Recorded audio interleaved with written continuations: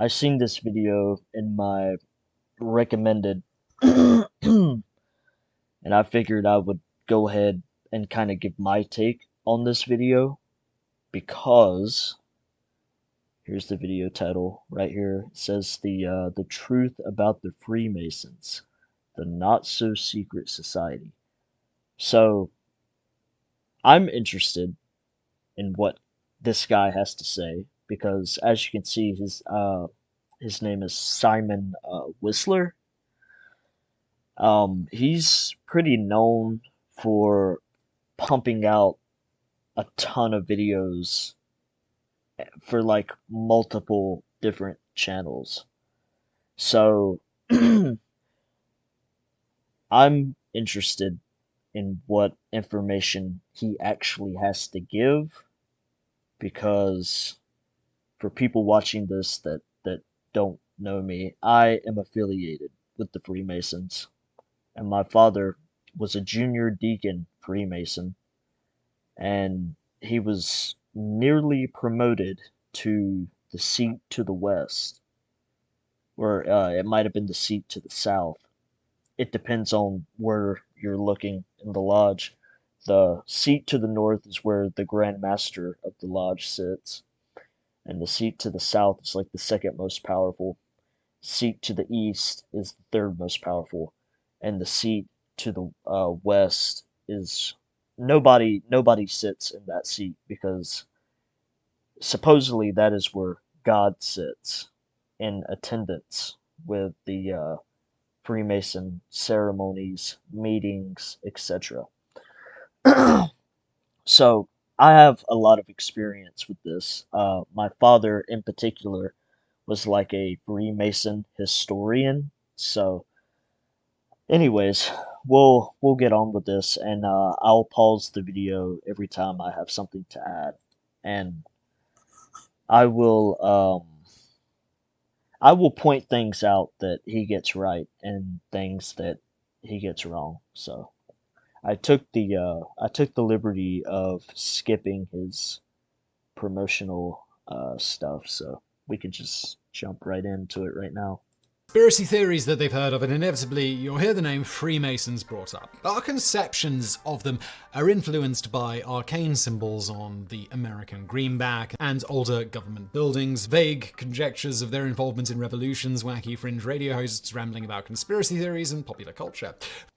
This is true. Um, a key factor to the Freemasons is that we are hidden in plain sight, which is like one of the best ways to hide yourself is in plain sight because people are like programmed at that point to like see your symbols and stuff and not really think much of it. But a lot of times you'll see like symbol like a Freemason symbol while you're going down an interstate, and it'll like the Freemason symbol will actually be on the interstate sign, and it'll tell you, well, this lodge is over here, or this library that was built by the Freemasons is over here, and stuff like that. And if I'm not mistaken, I think they do it with the Shriners as well, but the Shriners are a part. They are a branch of the Freemasons, so it doesn't really matter. Freemasonry is featured in high school standards of literature like Edgar Allan Poe's Cask of Amontillado, to throwaway airport novels like Dan Brown's Lost Symbol. Well, put the tinfoil hat on and your best ceremonial robes, because today we're going to break down some myths about the Freemasons, who this group are, and what they actually do. To begin, We actually don't wear ceremonial robes. As you can see in this photo, almost everyone is wearing a apron, a suit and tie, which varies from where you are. I personally have been to the Grand Lodge uh, in Alexandria, Virginia. And of course, when you go to a Grand Lodge, you have to dress up. and it's very much like this. It's like, suit and tie, if not tuxedo. But in the South, the specific lodge that I go to, you don't really have to dress up.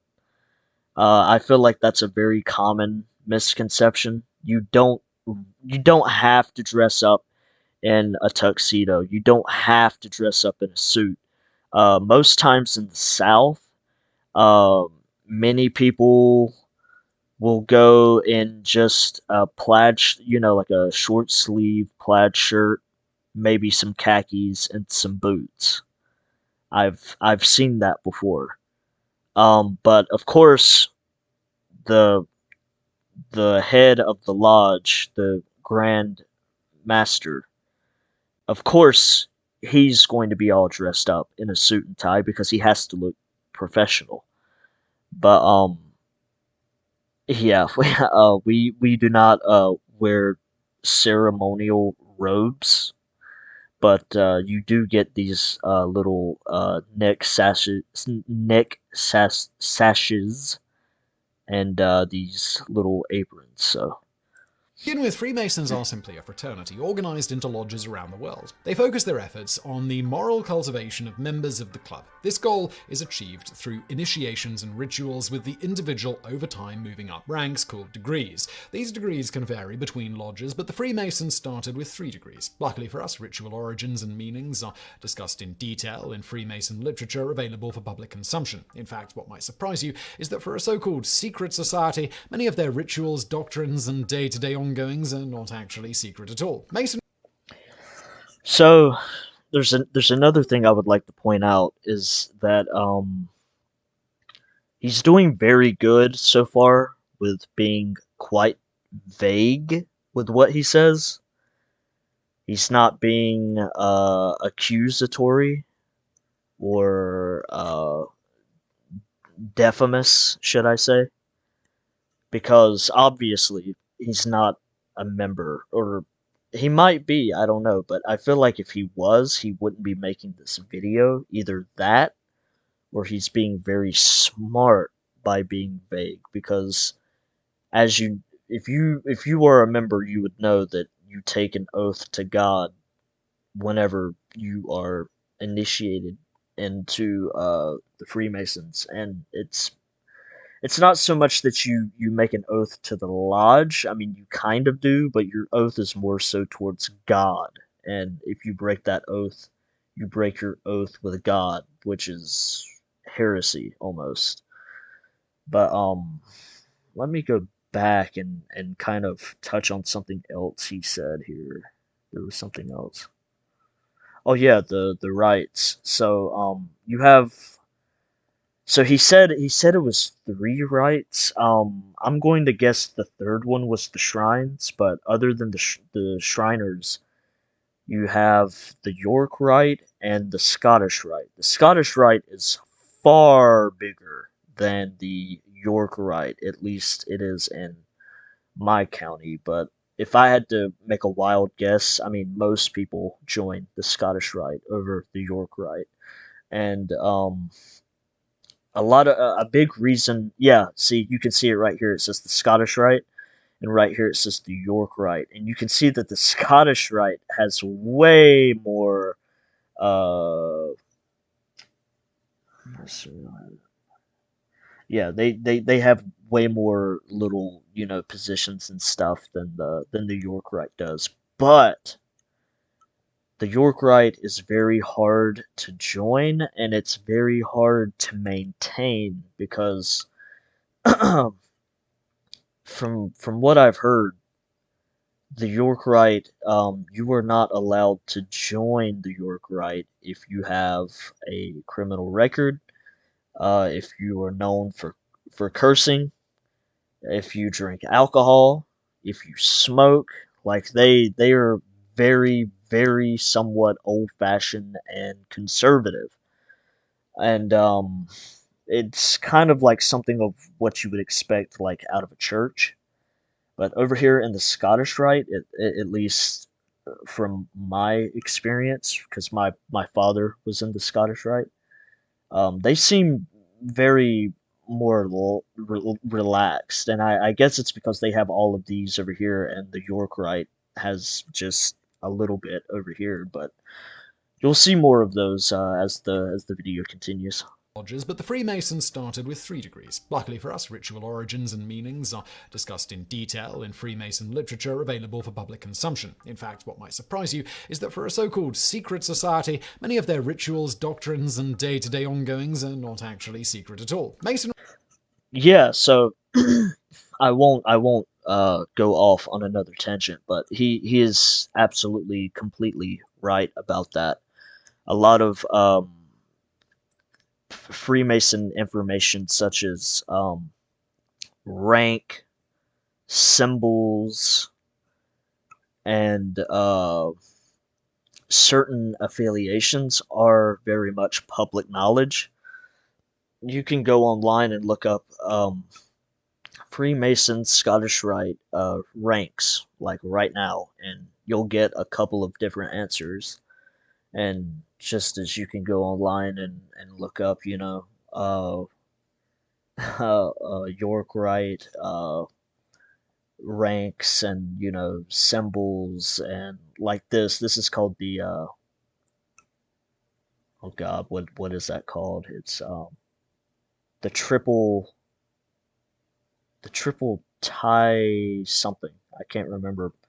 It's been a long time, but yeah, that is Mark Master symbol. If you see someone wearing that on their lapel, they're pretty high in the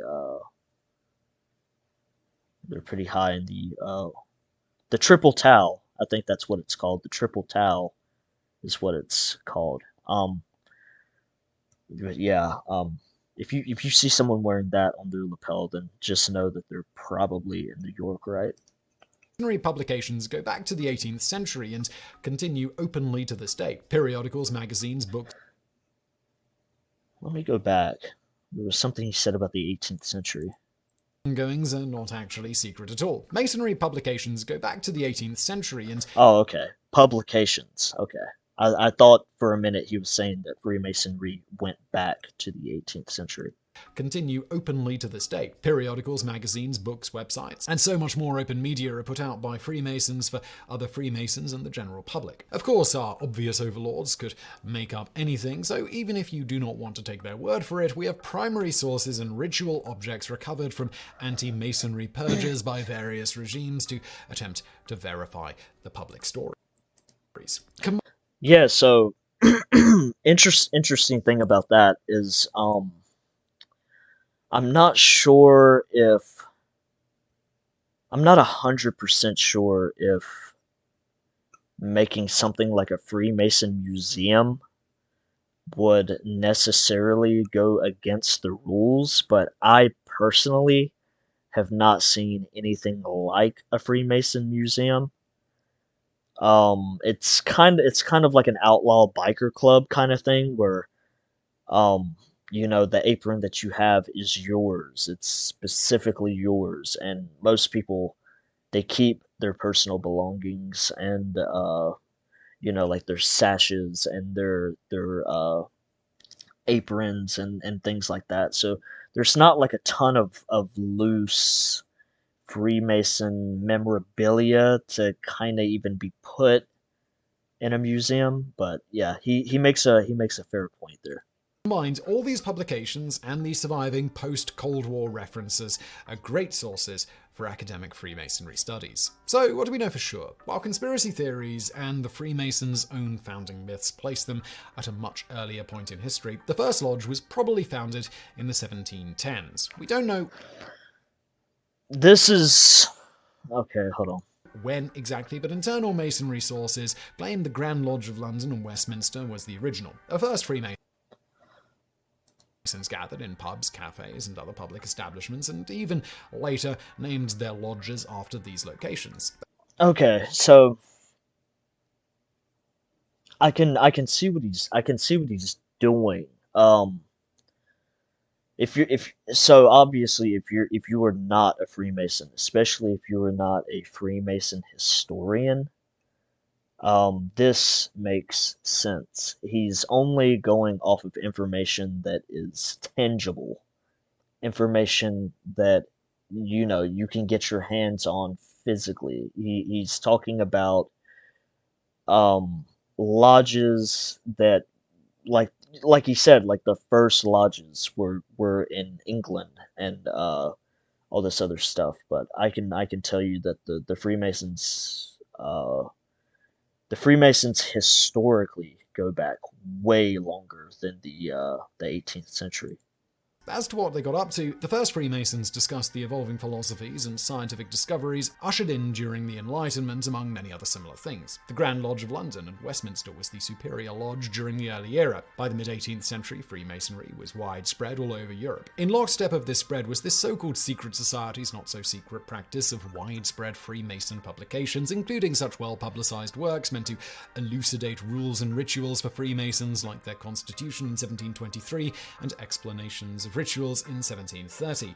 Both publications helped many prospective members understand Freemasonry before trying to join up, though even in the early days these publications were used by its opponents to attack them. While this late dating might surprise many, the Freemasons drew on older Masonry guilds and fraternities in various ways. Most pertinently, in medieval times, these guilds took care of skilled workers who cut designs into stone rather than laying stones. In The Brick Masons. Renaissance, with the flourishing Hellenic philosophy and architecture, the guilds evolved to incorporate classical and philosophical elements as their craft evolved. The Renaissance also saw a flourishing of esotericism in Europe, a form of spirituality that includes striving for spiritual knowledge on an individual level. Jewish Kabbalah, which included mystical readings of the Hebrew Bible, became Christianized in Renaissance circles. Other esoteric currents important in the founding of Freemasonry included the Hermetic tradition, stemming from Gnosticism, and Rosicrucian fraternities based on a stream of esoteric Christianity. These fraternities and circles allowed laymen access to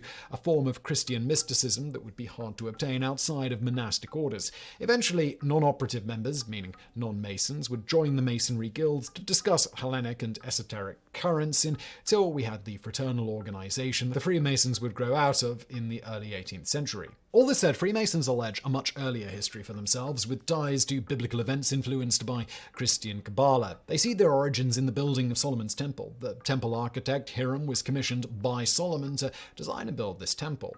Freemasons allege he was murdered by some of the workers because he wouldn't give them God's true name. These were It should be worth noting that what he's talking about right now, the architect of Solomon's temple, nobody knows how he dies, and I think personally there would be a lot of Freemasons who would agree with me on that. It's just kind of non-disputable, really. Yeah, you can probably, you can make an assumption that he was killed, but ultimately we don't know that for sure. I don't know why he would even bring that up. He kind of made it sound like Freemasons have proof of this murder that, uh, or whatever, that other people don't have access to. But yeah, there is a reason for why we are connected to the Solomon's Temple, and I will get into that later if he doesn't bring it up. by Solomon to design and build this temple. Freemasons allege he was murdered by some of the workers because he wouldn't give them God's true name. These workers buried him outside of said temple. Solomon sent Hiram's Freemason associates to find him, which they did after some time, and reburied him in the Holy of Holies, or the Sanctum Sanctorum.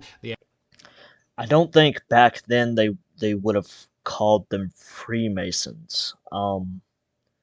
Freemasons ultimately came from brick masons. That's where they get the name Mason from. Um, and there's a reason for that, but I will let him continue. And if he doesn't bring it up, then I will tell you what I mean by that. area of the temple where only priests could enter and see God. The Hiramic origin plays an important part in Freemason rituals. The initiate who takes the role of Hiram is symbolically murdered, buried, and rediscovered by his Freemason peers, and then symbolically interred in the Holy of Holies. Another mythic origin ties the Freemasons to the Knights Templar. Accused of heresy by the Catholic Church as secret Satanists, for Freemasons they helped bring the legend of Hiram to Europe and merge with the Scottish Mason fraternities when they returned home. This supposed connection was later one of many contributing factors to the persecution by church authorities, with the Freemasons being accused of worshipping the same demon as the Templars, the goat-headed Baphomet. On top So he he as I expected, he brought it up, but he didn't really clarify some major points to that. So it's not that the Catholic Church went out and prosecuted the Knights Templar and Freemasons because they legitimately believed that they were demon worshippers. And of course, Catholics will have a different perspective on this because historically Freemasons and Catholics do not like each other, but there's nothing preventing a Catholic from joining the Freemasons. Um, from what I understand, the Freemasons in and of themselves are primarily a Christian organization. If you are Muslim, they will not let you join. If you are Jewish, I don't believe they let you join. If you are atheist, they don't let you join. If you are, let's see what else. If you are a Satanist, obviously they wouldn't let you join. But yeah, that's kind of why I brought up before that the Freemasons came from the Brick Masons because he kind of briefly touched on it that the Freemasons joined the Scottish Assembly and stuff like that. But there's a reason for that. If you look into the Knights Templar, um, what was it called? It was called the prosecution of the Knights Templar. It's because the King of France and the Pope of Italy and the Catholics, obviously, um, they so basically, from what I personally understand, and I may do research on this just to refresh my memory, but the King of France owed money to the Catholic Church, and they looked over at the Knights Templar, which were making a lot of money because the Knights Templar in Europe protected a lot of the trade routes in Europe.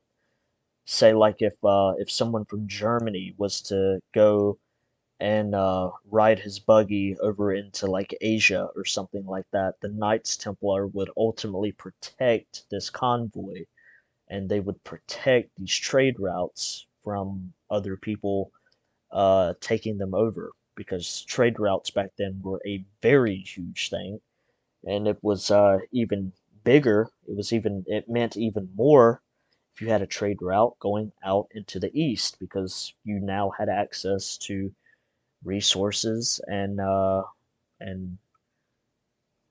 things that you did not have access to in Europe. So they looked over at the Knights Templars and they noticed that the Knights Templars were making all this money. So the King of France said, "Well, why don't we get rid of the Knights Templars?" Because at this point they were kind of working as like mercenaries, if not vigilantes.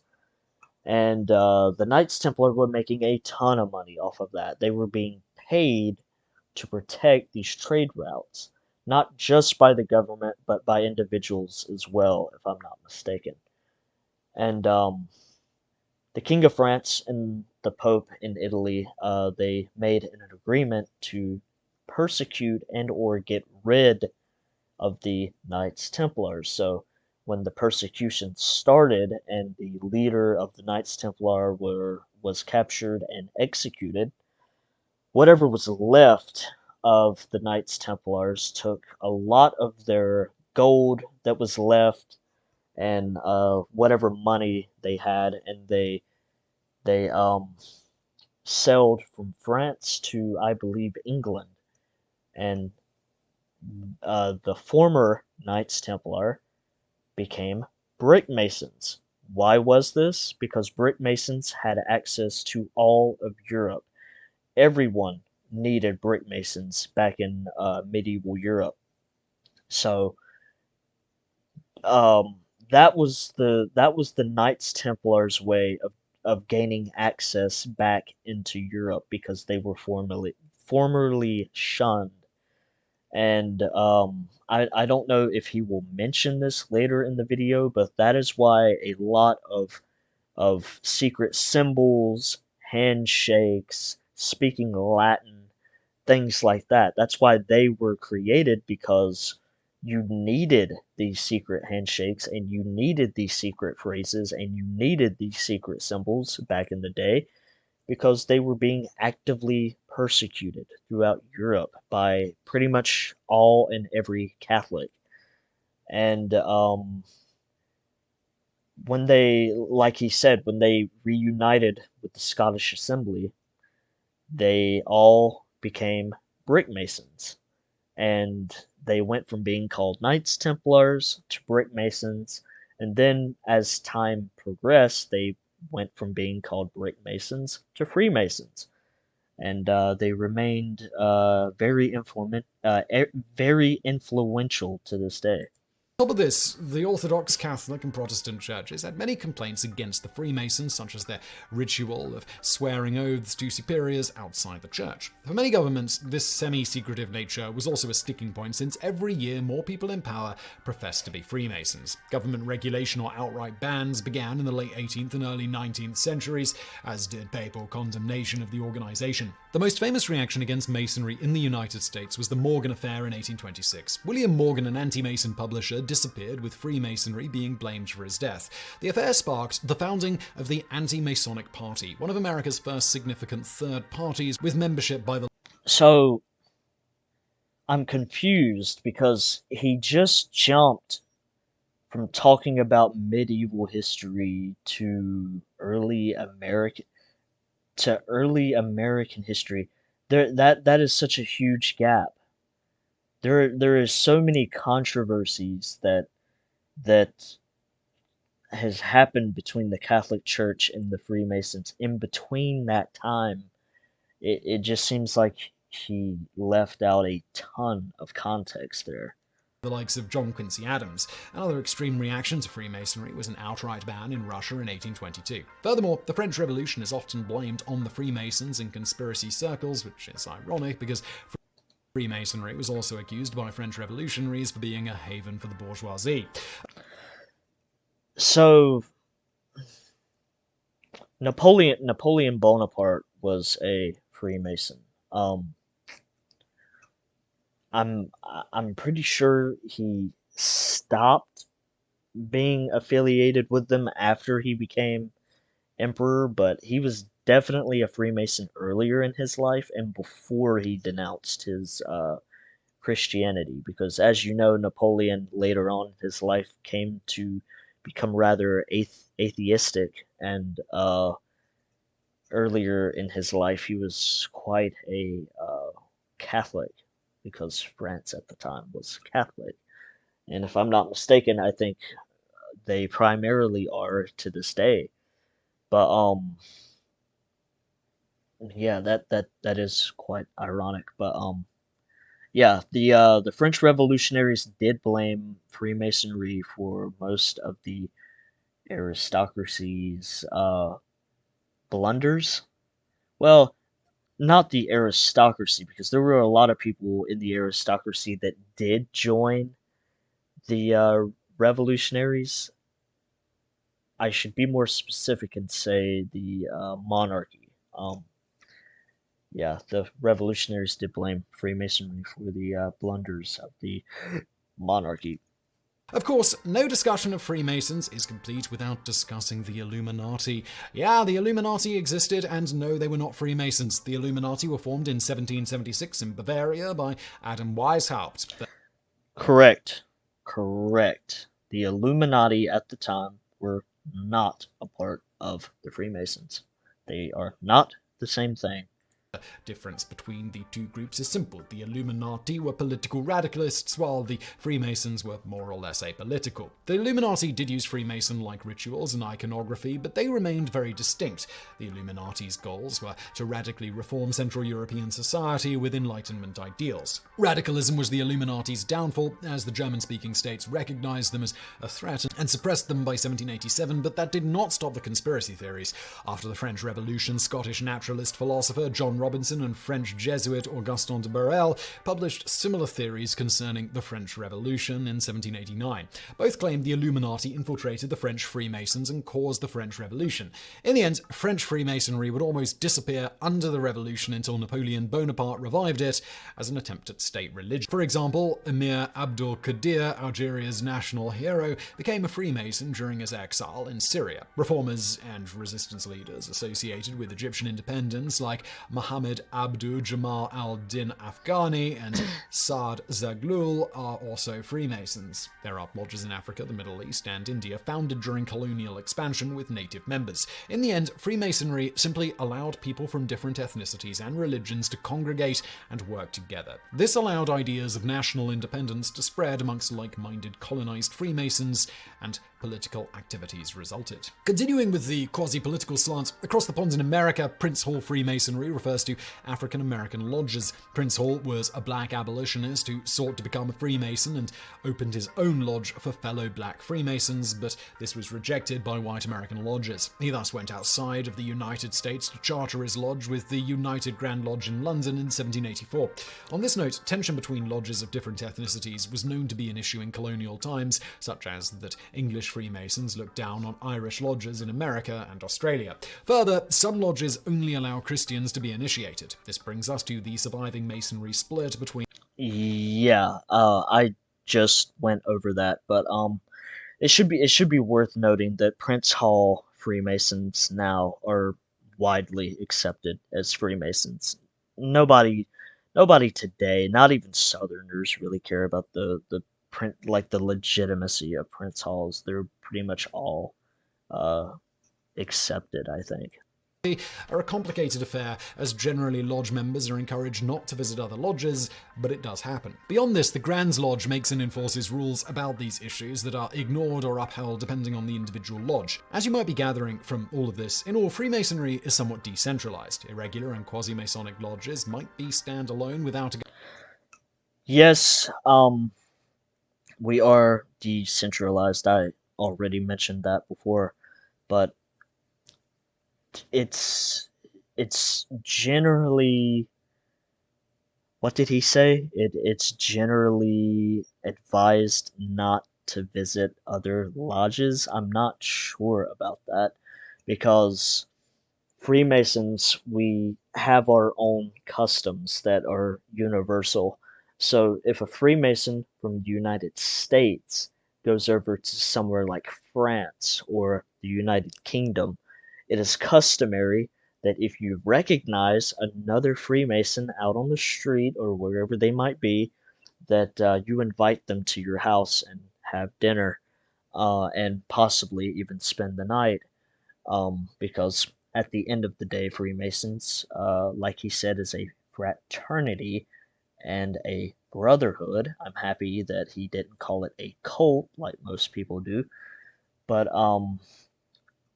yeah, I wouldn't say that that is necessarily widely advised not to visit other lodges because, I mean, I don't see anything wrong with visiting like the Grand Lodge of the United States or like in Virginia, Alexandria, Virginia. It seems like given what I know about Freemasons and how brotherly they are, seems like they would welcome you to an extent, not reject you necessarily. governing body or have a separate governing body outside of the English and French lodges. In the end, a supposedly cohesive global secret society that isn't so secret is a strange contradiction, not to mention that, contrary to popular perception, their internal affairs are surprisingly decentralized and incohesive in many senses, making their supposed world domination and control even more suspect. But regardless, despite their best efforts to be transparent and their history of charitable causes and community-supporting events and deeds, conspiracy theories still inform the public discourse about the Freemasons. So there's one thing I would like to point out, and he's making it as if our decentralization makes us weak.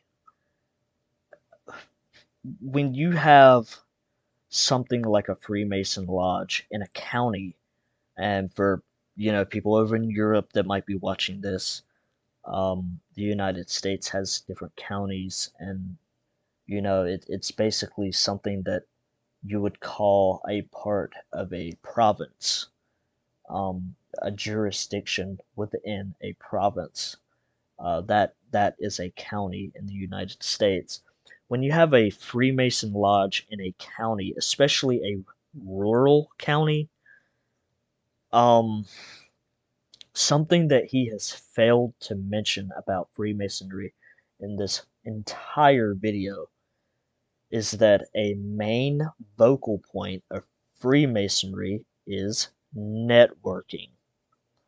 When you join a Freemason lodge, there's going to be people that outrank you, like just from the get-go, because Freemasonry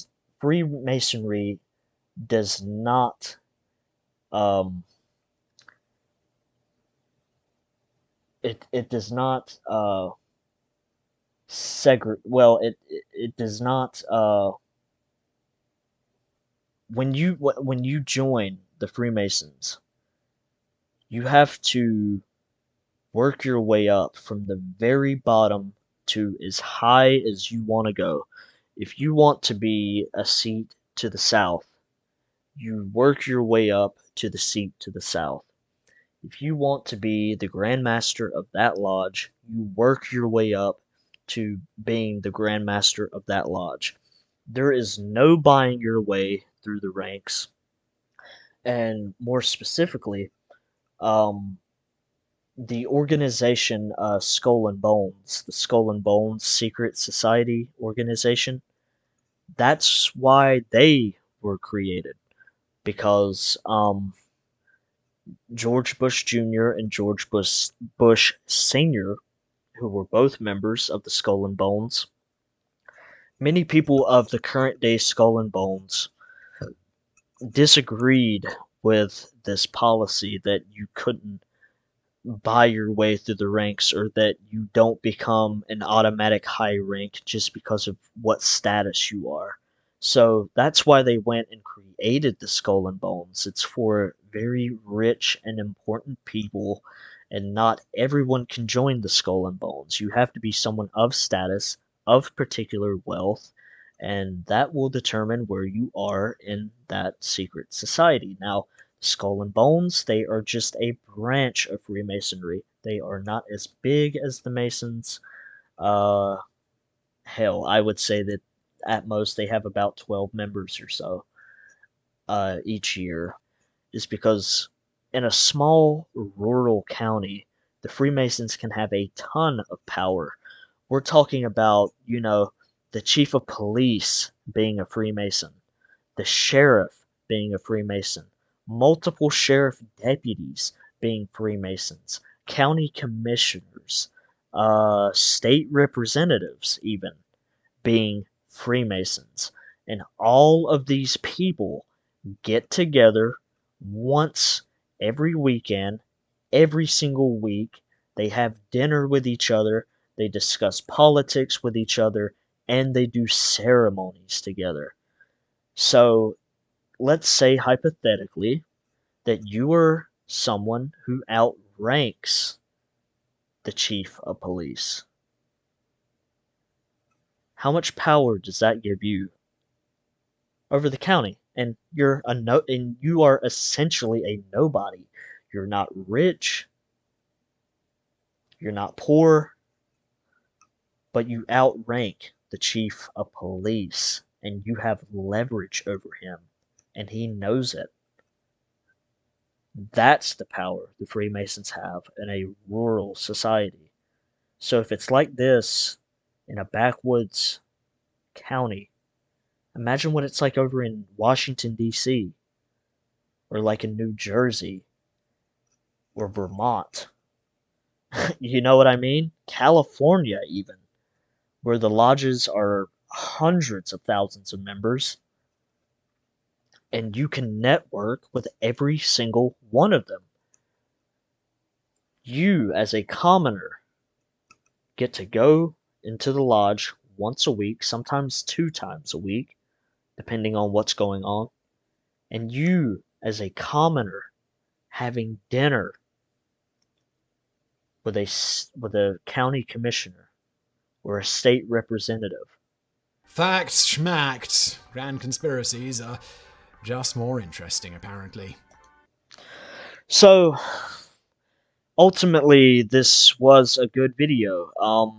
Other than some minor misconceptions that he had, and I mean, let's be honest, this is a guy who owns multiple YouTube channels and cranks out video after video after video.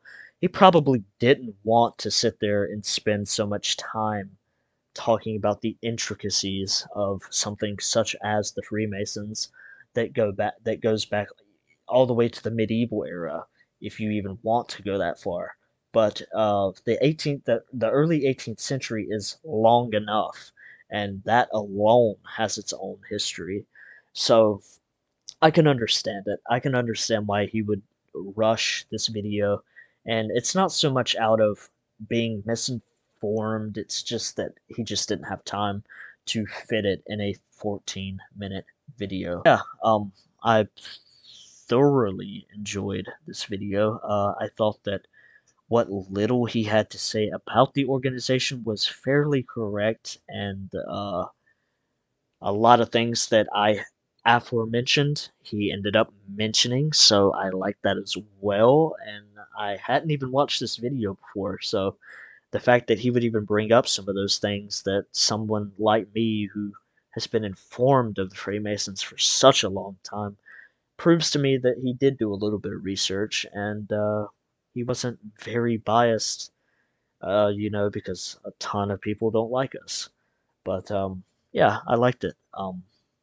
So I think that's where I will end the video, and I might just do another one like this in the future.